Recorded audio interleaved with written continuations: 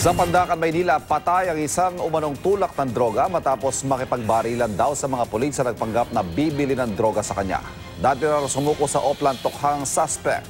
Narito ang report ni Mav Gonzalez.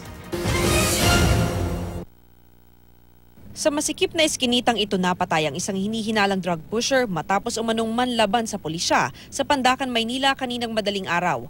Target ng buy-bust operation si Edwin Nazario alias Bulag. Pinasok ng operatiba ang bahay ng sospek sa iskinita para bumili ng 1,000 pisong halaga ng shabu, pero bago pa man magkaabutan. Madilim po yung lugar, digit-digit po yung bahay. Somebody shouted na pulis yan. Then the subject pulled something at the back of ng ng pantalon niya. And maaga po ang ating pulis, yung pusher buyer natin. Then, yun po, nagkaroon po ng naunahan niya. Aborted buy-bust operation po ito. Nagkaroon ho ng gun battle between the pusher buyer po at saka ng subject po. Nakipagbarilan ang sospek sa operatiba bago siya napatay dahil sa 3 tama sa dibdib.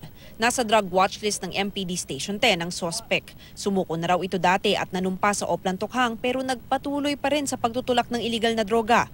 Nakuha sa kanyang isang caliber 38 at 6 na sachet ng hinihinalang shabu. Ito ang unang balita sa Maynila. Mav Gonzalez reporting.